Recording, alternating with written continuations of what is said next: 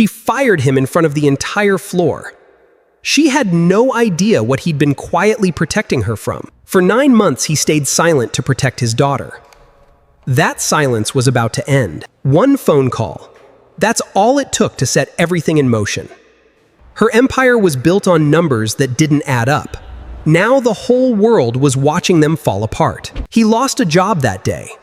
What he found instead was a life he never had to apologize for again. Nobody tells you that the exact moment someone humiliates you in front of 40 coworkers can also be the exact moment they hand you the only thing you actually needed to finally stop protecting them. Nathan Reed found that out on a Wednesday morning in March, standing in the middle of Kane Dynamics' open-plan trading floor, listening to CEO Vanessa Kane tell him, in a voice pitched deliberately loud enough for the entire floor to hear, that he was clearly not committed enough to this company, and that his employment was terminated. Effective immediately, security would escort him out. What Vanessa did not know, standing there in her tailored cream suit, with her arms crossed, and her voice carrying across 40 desks, gone suddenly and uncomfortably silent, was that the very same quiet, overcommitted compliance officer she had just humiliated in front of his entire department had spent the last 11 months sitting on financial evidence that could unravel her company's stock price overnight, and that the only reason he hadn't already used it was a loyalty she had just, in front of everyone, told him he didn't actually possess. If you ever wondered what happens when the person you underestimate finally stops protecting you, stay with this story until the end, because what happened to Vanessa Kane's empire over this following 6 weeks will make you think twice about how you treat the quiet people in the room. And if this story resonates with you, go ahead and hit that like button and subscribe, because we bring you a new story just like it every single week, and we'd love to have you back. Nathan Reed had worked in corporate financial compliance for 11 years, the last 4 of them at Kane Dynamics, a diversified holding company that had grown under Vanessa Kane's 5-year tenure as CEO, from a mid-sized regional player into a conglomerate with divisions spanning logistics, consumer retail, and a rapidly expanding fintech arm that Vanessa had personally championed as the company's future. Nathan's role, officially, was Senior Compliance Analyst, a title that undersold the actual weight of what he did, which was quietly ensuring that the numbers Kane Dynamics reported to its shareholders, its board, and federal regulators actually reflected the numbers the company's one's various divisions were generating. It was unglamorous, meticulous work, the kind that rarely earned public credit and existed that largely to prevent problems most employees never even knew had been avoided. And Nathan had always taken a particular private pride in doing it well.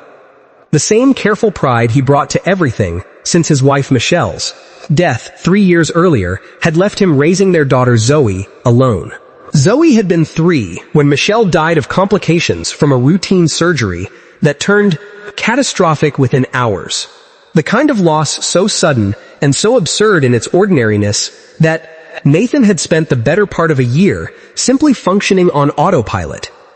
showing up for Zoe's bedtime and her preschool pickups with a discipline that felt, some days, like the only thing keeping either of them upright. He had negotiated a flexible schedule with his previous manager, someone who understood, without needing lengthy explanation, why a single father might occasionally need to leave promptly at 5 for a school recital, or work from home during a fever that wouldn't break. And for 3 years, that arrangement had functioned quietly and without incident. Nathan's work never suffering, his numbers never late, his presence simply reorganized around the specific, unglamorous logistics of raising a 6-year-old alone. The rhythm they'd built together, in the 3 years since Michelle died, had a specific, hard-won ordinariness that Nathan had come to treasure precisely because of how much deliberate effort it had taken to construct. Tuesdays and Thursdays were library nights, a ritual Zoe had insisted on since she was 4, and refused to let lapse.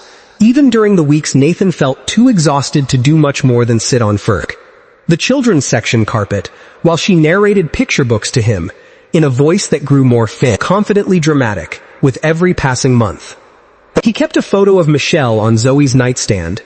not hidden away the way well-meaning relatives had once suggested might help Zoe move forward, but present and ordinary. A fixture Zoe referenced with the same easy familiarity she referenced anything else in her small, carefully stabilized world. Nathan had built this life, plank by careful plank, out of the wreckage of losing his wife with almost no warning at all, and the job at Kane Dynamics, however uncomfortable its recent demands had become, represented the financial foundation the entire structure rested on, which was precisely why he had spent 9 months talking himself into a silence he knew, somewhere underneath the rationalizations, he did not actually believe in. The trouble began 9 months before Vanessa Kane fired him, when Nathan's routine quarterly review of the fintech division reported earnings turned up an inconsistency he initially assumed was a clerical error. A series of loan loss provisions that had been reported to the board and to shareholders at figures significantly lower than what the underlying loan data actually supported. The kind of discrepancy that, left uncorrected, would allow the fintech division to report far rosier growth numbers than its actual default rates justified. Nathan flagged the discrepancy through normal channels, expecting the routine correction process that had handled every previous anomaly he'd offame, caught in 11 years of doing this work. Instead, he was called into a meeting not with his direct manager, but with Kane Dynamics' general counsel, and unusually, Vanessa Kane herself, who explained, with the smooth, unbothered confidence of someone who had clearly navigated this exact conversation before, that the loan loss methodology was under active review, and that reporting the more conservative figures now, mid-quarter, would create unnecessary market volatility. Ahead of a secondary stock offering, the company was preparing to launch the following month, an offering Nathan later learned, through the kind of casual hallway conversation that reveals more than any formal meeting ever does, that Vanessa herself intended to personally sell a substantial block of her own shares into. Nathan understood, sitting in that meeting, exactly what he was being asked to do. Even though no one used the word fraud, or asked him directly to falsify anything, he was being asked to look away, to let an inconsistency he had every professional obligation to correct simply sit unaddressed for one more quarter, timed precisely to protect a stock price, ahead of a sale that would personally benefit the person asking him to stay quiet. He should have escalated it immediately, gone over Vanessa's head to the audit committee or, if necessary, outside the company entirely. And some version of Nathan, the version that existed before Michelle died, and before every decision in his life became weighed against its impact on a 6-year-old who depended entirely on his stability, might have done exactly that. Instead, he told himself he needed more time to build an unassailable case, that acting too quickly on an ambiguous methodology dispute could cost him a job he could not afford to lose, that Zoe's insurance and school tuition and the mortgage on the small house he'd bought, specifically for its proximity to her school, all depended on a paycheck he had convinced himself, however uncomfortably, was worth this particular silence. He documented everything anyway, methodically, the same careful instinct that made him good at his job, compelling him to build a private, thorough record even as he told himself he might never actually use it. Spreadsheets comparing reported figures to underlying loan data, email threads establishing what he'd flagged and when, a timeline of the general counsel, and meeting written up the same evening while the details were still sharp in his memory. He kept the files on a personal encrypted drive, told no one, not even his sister Priya, who worked in an entirely unrelated field, and would have had no idea what to do with the information. Anyway, and continued showing up each day to a job that now carried a low, constant hum of complicity he had not signed up for, and did not know how to extract himself from, without risking everything Zoe depended on. The 9 months that followed were, in retrospect, a slow accumulation of exactly the kind of small compromises that make a much larger compromise feel, eventually, almost normal. Nathan flagged 2 smaller discrepancies during that period through official channels and watched both get resolved through the same pattern of quiet, mid-level pressure to delay or reframe rather than correct outright. He began keeping his documentation increasingly thorough, a habit that felt, some nights, less like professional diligence and more like a man quietly building a case against his own employer, while still cashing that employer's paychecks every 2 weeks. A contradiction he managed mostly by not examining it too closely. The same way he'd managed most difficult things since Michelle died, through sheer disciplined avoidance rather than actual resolution. Vanessa Kane, for her part, had built her reputation on a specific brand of relentless, image-conscious ambition. A woman who had clawed her way to the CEO position through 2 brutal, corporate turnarounds before Kane Dynamics, and had never once, in 5 years at the helm, shown any patience for what she privately referred to, according to more than one nervous assistance account, as the soft stuff. Flexible schedules, family accommodations, anything that suggested an employee's full attention was divided between the company and something else. She had tolerated Nathan's arrangement for years, without much comment, mostly because his work product had always been flawless, and his flexibility never once created a visible fee problem. But the fintech division's underlying troubles were compounding faster than the massaged numbers could indefinitely conceal. And Vanessa's patience, always thin, was wearing dangerously close to nothing as the secondary offering's launch date approached, and the pressure to project unblemished confidence intensified. The morning it finally broke came down to something almost absurdly small. Zoe had come down with a fever the night before a scheduled parent-teacher conference. Nathan had specifically requested time off to attend, one of only 3 such requests he'd made in the entire quarter. And rather than simply approving the standard accommodation his manager would have signed off on without a second thought, the request landed through an unfortunate scheduling quirk directly on Vanessa's dates. During a week when she was reviewing every discretionary expense and absence across the fintech division with an intensity that had nothing actually to do with Nathan and everything to do with the mounting pressure she felt ahead of the stock offering. She denied the request outright, a decision entirely out of proportion to its actual stakes. And when Nathan, controlled but clearly frustrated, pushed back through a brief email explaining that the request had already been informally approved by his direct manager and that Zoe's teacher conference had been scheduled for weeks, Vanessa interpreted the pushback not as a reasonable clarification, but as exactly the kind of insufficient deference she had apparently been waiting to find an excuse to address. She called him to the trading floor the following morning, under the pretense of a routine check-in, and what followed instead was a public dismantling, delivered with the specific,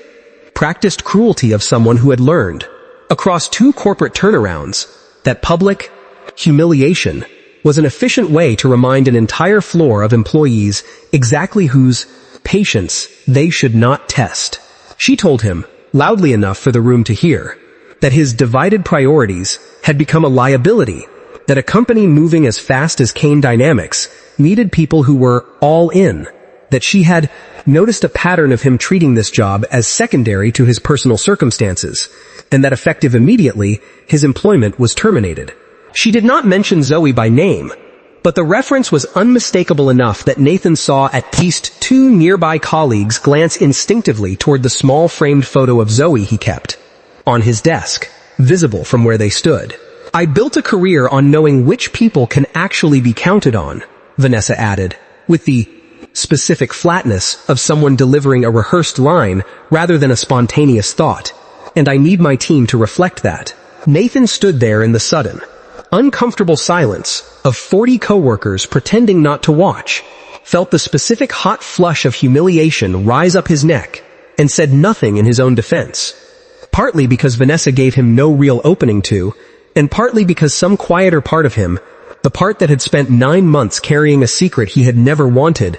recognized immediately that something in this moment had just irreversibly shifted. He walked out of Kane Dynamics that afternoon, carrying a cardboard box of desk belongings, and,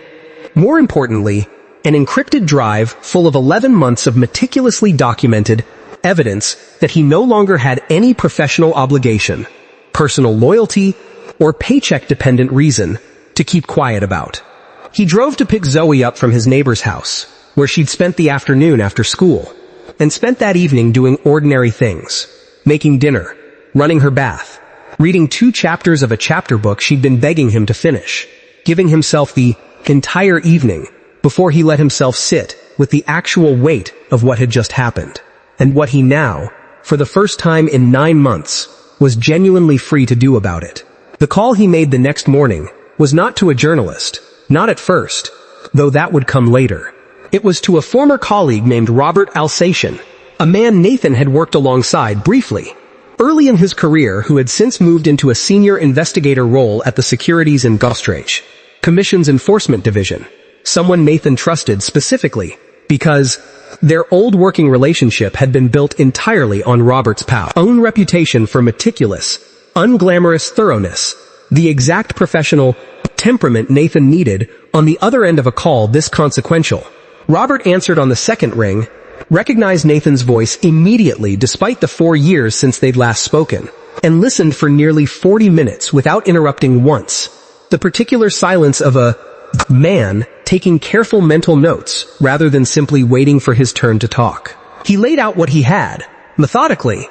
the same disciplined clarity he brought to every spreadsheet he'd ever built, walking Robert through the loan loss discrepancy, the general counsel meeting, the timing of the secondary offering, and the personal share sale he'd since confirmed through public filings. And Robert,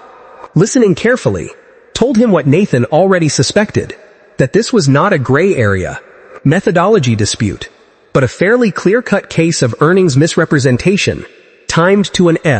insider stock sale, exactly the kind of pattern the SEC's enforcement division existed to investigate, and that Nathan's documentation, if it held up to scrutiny, was thorough enough to open a formal inquiry within days, rather than the months. Such things sometimes took. "You should have called me 9 months ago," Robert told him, not unkindly, and Nathan, staring out at his backyard, while Zoe's cartoons played faintly from the next room, admitted that he knew that now, and that he'd spent 9 months telling himself a version of responsibility that had never actually been true. The formal SEC inquiry into Kane Dynamics' fintech division earnings reporting became public 11 days later, first through a brief regulatory filing that most casual investors would have scrolled past without a second glance, and then, within 48 hours, through a detailed financial news article that connected the inquiry directly to the secondary stock offering Vanessa Kane had pushed through just 6 weeks earlier, an offering during which she had personally sold nearly $4 million of her own Kane Dynamics shares. The stock, which had been trading near a 2-year high on the strength of the fintech division's now questionable growth numbers, dropped 19% in a single trading session. The kind of collapse that triggers automated trading halts and frantic board emergency sessions, and continued sliding over the following weeks as institutional investors, spooked by the timing of Vanessa's own stock sale relative to the inquiry, began pulling their positions in a cascade that no amount of carefully worded press releases could meaningfully slow. Vanessa Kane's initial public response followed the exact playbook that had served her through 2 previous corporate crises: total, unshaken confidence, in a press statement calling the inquiry a routine regulatory process being sensationalized by financial media, a promise to shareholders that the company's fundamentals remained strong. What that playbook had never previously had to account for was a documentation trail, as thorough as Nathan's, built not in a panic, but methodically, over 9 patient months, by someone with 11 years of compliance experience, specifically trained to build exactly this kind of airtight record. The board's emergency session, convened within 48 hours of the stock's initial 19% collapse, was, according to 2 attendees who later spoke to reporters on background, considerably less unified than Vanessa's public statement suggested. 2 independent directors, both of whom had privately raised concerns about the fintech division's aggressive growth reporting as far back as the previous year, pushed immediately for an independent internal investigation separate from whatever narrative Vanessa's office intended to control, while a smaller faction of board members who owed their seats more directly to Vanessa's own influence argued for a unified public defense. The fracture became impossible to paper over once the SEC's SEC subpoena for internal communications landed 3 weeks later, surfacing not just the general counsel meeting, where Vanessa had explicitly discussed delaying the loan loss correction,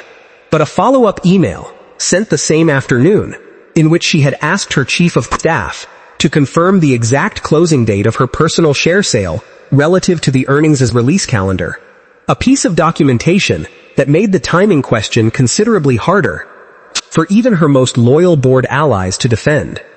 Within 3 weeks, Kane Dynamics' board, facing mounting shareholder lawsuits and the mounting weight of that subpoenaed correspondence, voted to place Vanessa on administrative leave, pending the outcome of an internal investigation, a corporate euphemism that fooled no one following the story closely, least of all the financial reporters who had, by that point, identified and interviewed no fewer than 3 former Kane Dynamics employees willing to speak, on background, about a pattern of pressure to delay unfavorable financial disclosures. Nathan watched all of this unfold from a considerable distance, deliberately so, having made the decision early on Robert's careful advice, to let the formal investigative process run its course without inserting himself publicly into a story that was, by its nature, going to attract exactly the kind of intense scrutiny he had no interest in exposing Zoe to. He spent those first weeks after his firing doing the unglamorous, practical work of any unemployed parent, filing for the unemployment benefits his sudden termination qualified him for,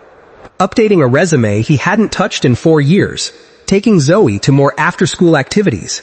than his old schedule had ever comfortably allowed, discovering, almost as a strange silver lining to an otherwise stressful stretch,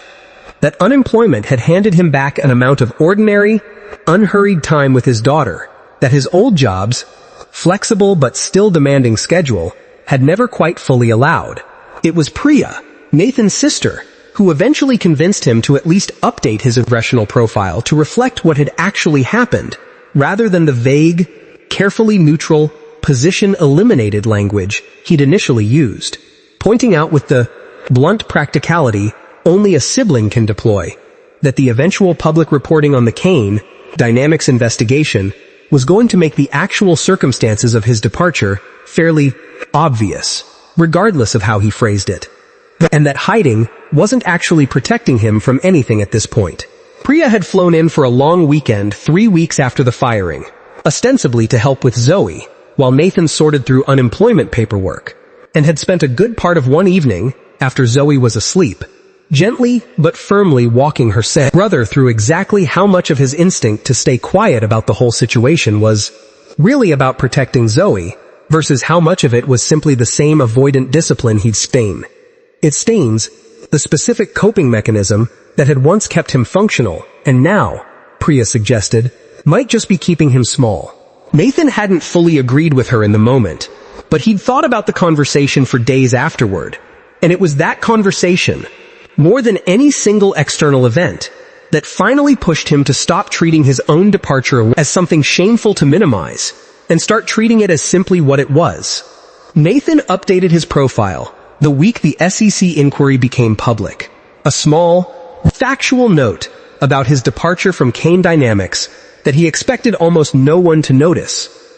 and was startled, within days, to find his inbox filling with messages from other compliance professionals across the industry, several of whom had clearly connected the dots between his departure timing and the unfolding scandal, and wanted, variously, to express solidarity, ask careful questions, or, in a handful of cases, quietly explore whether he might be interested in a role at their own significantly more scrupulous companies. One of those messages came from a woman named Dr. Farah Osei, the chief compliance officer at a mid-sized asset management firm with a public reputation for unusually rigorous internal controls,